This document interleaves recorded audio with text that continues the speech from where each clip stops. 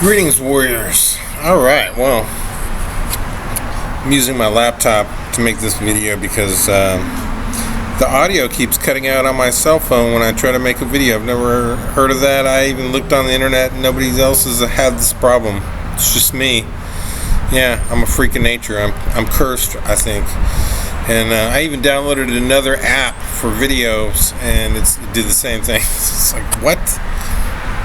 You know, like 75% through the video, it just cuts out my audio. Anyway, so here I am, okay, on my laptop. I got a story for you, all right? I would like to talk about, first of all, I'd like to give a brief summary of what I'm about to talk about. And it has to do with dreams and the astral plane, okay? I was listening to a video of a friend of mine who makes videos. His tag on YouTube is the targeted AI, or the Chad TI, and TI stands for targeted individual. That's a term for people who feel like they're being gang stalked by perhaps, you know, demonic forces or the government or whatever. As you can see, I haven't shaved and I've got this weird white hair that is like gone rogue, an angry eyebrow hair. Anyway, so here it is. Here's my story, okay? This is most impressive.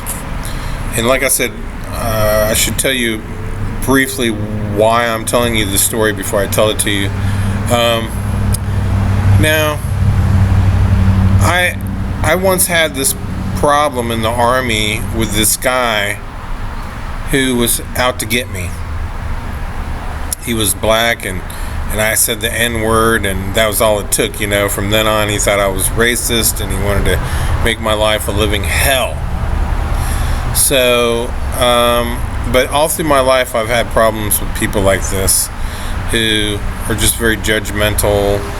And so I called my mom and told her about it, and she said, well, this was back when she was very, very smart and clear-headed and alive, and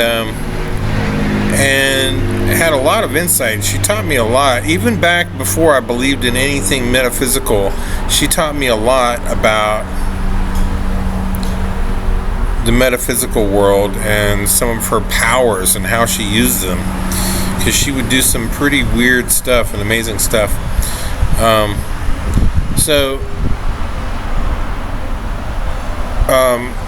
She said, all right, this is what we're going to do tonight, Mike, before you go to bed. We're going to meet up in the astral world when you dream. Before you go to bed, just keep saying to yourself, I respect him and he respects me. And envision him and me and you all in a room, and we're all wearing white, and we're all sitting at a big round table, and everything's white, the table, the room, it's just white light bursting from everything, including us. We're all glowing with white light. And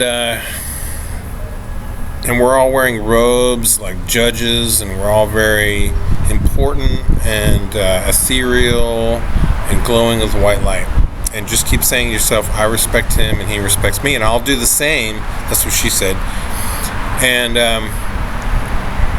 you know, envision him saying the same thing. I respect you and you respect me. Which to me was kind of a strange concept, because I didn't respect him at all. And I didn't think he respected me.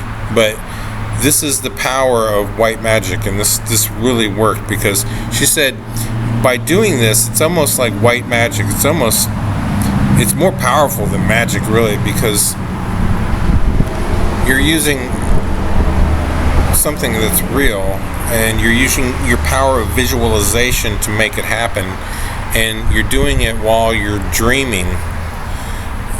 while you're in the astral world, and we'll actually be in a place like a virtual room, you know, like kind of like a web chat room, where like a virtual space in the astral world. We'll meet up, and we'll get him to come too, you know, and so just by thinking about him while you're dreaming, you can be with, you just think about it before you go to bed. And then the next day he will be tired and sick if he continues to hate you and not respect you. But if he somehow makes the decision to respect you and be nice and happy, he will be happier. He will be healthy and happy. Okay? If he decides to be nice to you. So it's kind of like, you know, gray magic in a way, because you're really going to hurt this guy if he decides to continue to be an asshole. But it's promoting happiness and respect, so it's really kind of in the white zone.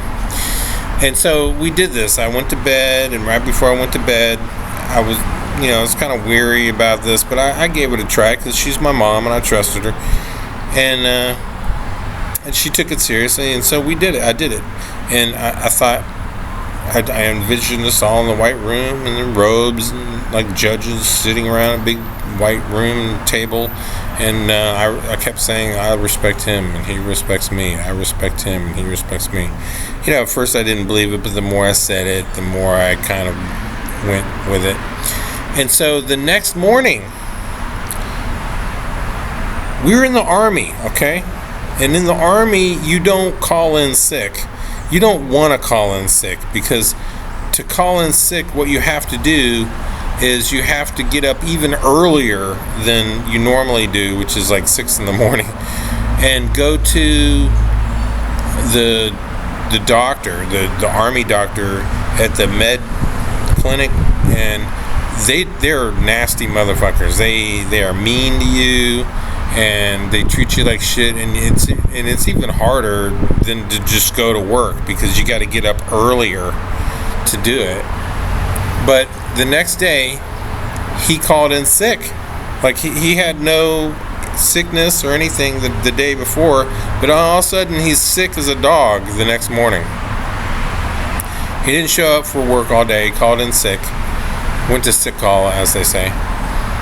And then the next day, when he showed up for work, he was weirdly nice to me, like super fucking nice to me, and he even asked me if I wanted to go up to a party with him. He took me to a party full of other black people. That's a whole nother story. But it all worked out, you know. It all worked out, and from that point on, he was nice to me. It was really weird, but it worked, and it worked really well. And I've tried this many times just by myself with people. You envision them with white light in this room, you know, in this virtual space before you go to bed. You're wearing white, they're wearing white, everybody's glowing with white light, and you say, I respect him and he respects me. It works every time. It works every fucking time. It's really weird. So that's the power of white light, and that's the trick behind how to use it and how to make it work. It also works if you're like scared of the dark and scared of ghosts and stuff. Like I can remember when I was younger, I would be scared to be walking in the woods at night alone in the dark and stuff. But once you realize that you can make your body glow with white light just by imagining that it's glowing with white light, you realize that you're a spiritual being, and no demons or evil spirits can fuck with you because they're afraid of you. It's like they're afraid of going into the white light, so they're afraid of you because you're glowing with white light. From their perspective, you're glowing with white light. And I also believe that once you forgive yourself for all your transgressions, that you can ask a guardian angel for help, a goddess. I choose a goddess. I choose the Celtic goddess Andrasta. That from history we know that she is the Celtics, over 2,000 to 4,000 years ago, used to pray to a goddess named Andrasta. Andrasta or Te. And she was a warrior goddess, but she was also like a guardian angel for warriors. And if you believe that you deserve help, you can pray to her or pray to whoever, maybe an ancestor or someone who's passed on, or maybe your guardian angel has friends, like the people that your ancestors and whatnot. And maybe you got a group of angels that you can pray to. And if you're glowing with white light, they can find you in that astral world, because they're not in the physical world. They see your residue or your footprint in their world, because it's all coexisting in the same space but at different frequencies. So if I'm glowing with white light in my imagination, I'm glowing with white light in their version, their realm, the astral realm. So they can find you. The demons can find you too. Think of it like the astral realm is just this dark place. There's no sunlight, okay? And it's probably the closest realm to the physical realm. And that's why we're somehow there and here at the same time. Maybe when we dream, we go there. They say when you dream, you go to the astral realm, or when you leave your body and you go for astral flights or whatever. Look up lucid dreaming. You tell yourself right before you go to sleep that you want to be aware and lucid during your dream and control your dream and know you're dreaming before you go to bed. Say that over and over and over before you go to bed. It'll happen. And I've tried it, and it happened. And I went flying around, and I got tired of flying, and I woke up because it was too much work for my brain. But anyway, so the demons can see your white light too, and so you attract demons, and then the demons get into the humans around you, the NPCs, the people with no internal dialogue that are led by their emotions. They cast their emotions into these NPCs and try to get them in your way every time. Like when you're riding your bicycle down the road, a car will constantly pull out in front of me all the time. Like it's weird, like it's like a clockwork, I get 30 feet to a road and a car just slowly pulls it. It's just weird, but it's all about how you deal with these things. And but I've had very weird situations where I can remember this. I'll tell you another quick story real quick. I was sitting in my car smoking pot in New Mexico, where it's illegal unless you have a medical marijuana card. And I just got this weird feeling, like almost like there was something behind me pulling me upward from I think I told this story before. It was pulling me upward from behind. I just felt like something told me to get up and walk out of the car. And when I did, I saw two cops walking towards me. and it was like my guardian angel was actually giving me a feeling. She was contacting me through feelings, because they can't talk to you, but they can inject feelings into you, just like the demons inject feelings into their NPCs. And she saved me, because they turned around and walked away once they saw me exiting my vehicle. They were shocked at first, but then when I looked over at them, I looked completely innocent, like I was just walking in to get a cup of coffee. Even though I left my door open, I left the pot on the console and everything, they could have just walked up to the car and seen all that, but they didn't. They turned around and walked away because of the timing and everything, and it was just too weird. And then I realized that I didn't even want to go into the store. I didn't need a cup of coffee, and I was like, well, fuck it, and I walked back to my car, and it was just weird. It was a whole weird situation. And I've had many times when I was riding my motorcycle back in my 20s, and I just got this weird feeling that somebody was going to pull out in front of me, and I slowed down real quick and suddenly, and sure enough, somebody pulled out in front of me. I had this happen many times. I had lots of things like that happen to me. I've forgotten more of these things than I can even talk about. But so I've just been, I believe now that I have a guardian angel, and it's because I glow with white light. I think that's why she likes me, because I'm glowing. I'm putting off light in the darkness. To her, I'm a beacon of light, and they like it when you ask them for favors, or for help. I talk to her all the time. I don't believe in Jesus. I don't believe in anything. I believe in God, but I believe God is something a little different than most people think it is. It's not this old guy that looks like Zeus. It's like a ball of white light that you can enter and maybe get to if you've, because your soul has to enter the white light, and it has to, and everything that you know, it knows, and everything it knows, you know, and so you have to kind of combine with it, and a lot of people aren't ready for that. Plus, there's a lot going on here on Earth that you may still want to watch or influence, and maybe you have to watch it and influence to get to that point, so who knows. But I don't want to get too much into that. I was just talking about the power of light, and there's other colors like pink.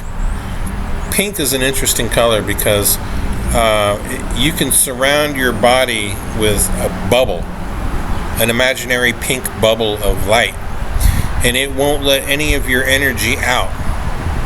So, like, for example, if you're heading down the highway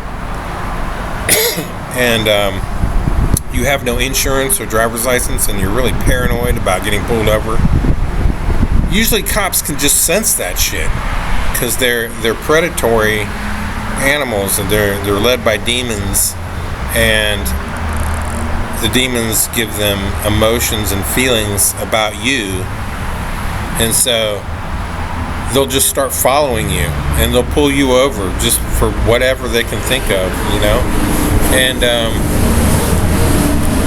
because you're projecting this energy. Or like, for example, when you're staring at a beautiful woman from behind, she'll instantly turn around and look at you because she'll feel that. She'll feel you looking at her because you're projecting energy straight at her, energy that scares her. And so, like, for instance, I believe the ninja were able to hold that energy in, and they could, like, sneak up right behind somebody, and you wouldn't sense them, so they could garrote you, or stab you in the back or something, because nobody sensed their energy. Nobody sensed them staring at them. So I believe that you can hold that energy in a protected bubble, but that bubble also is like a cohesive energy. It holds things together. Like, for instance, I got a story of my mom. She was driving in a car with my sister out in the desert, and the car just conked out. And my mom said to my sister, just give me a minute alone with the car. Just go walk off a little ways and come back in about 5 minutes. And what she did while she was alone in the car is she envisioned this pink bubble around the car.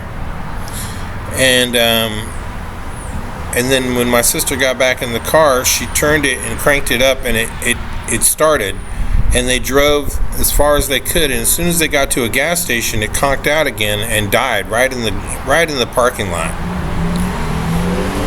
And then they were able to get it fixed. And another thing is, you can protect an object from, like, let's say you have a bicycle and you don't have a lock, but you got to leave it somewhere. Or you got to leave your house or your trailer or your car somewhere in a dangerous place.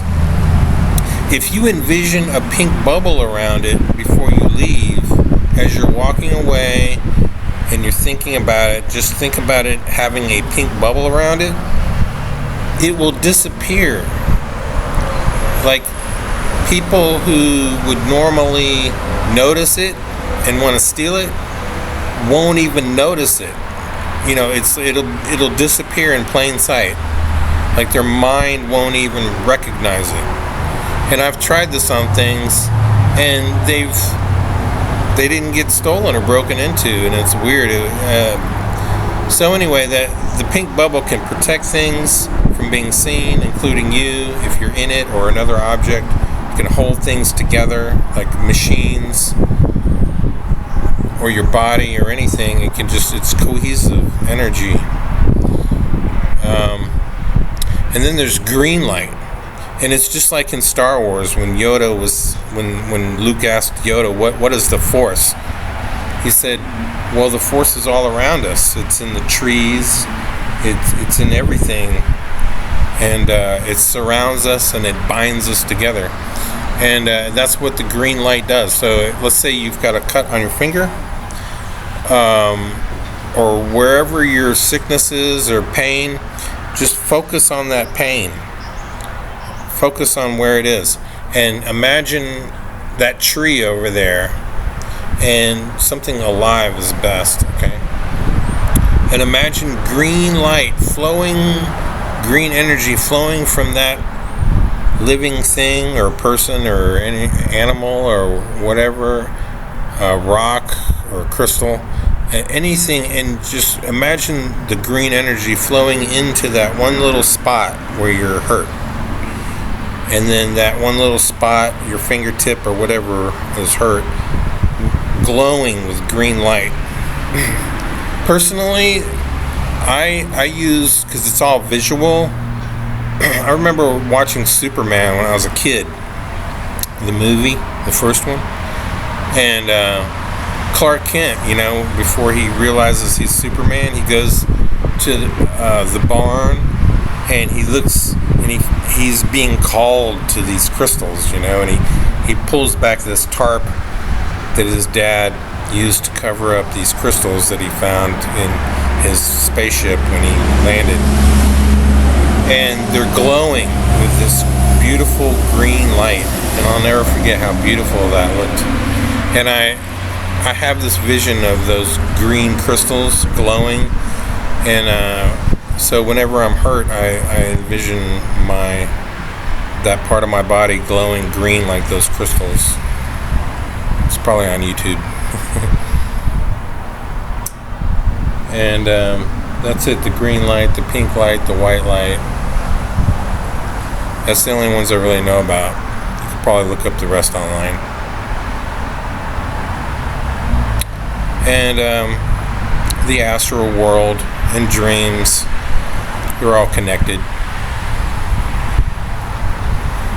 That's all I have to say. I hope you got something from that. Peace out, warriors.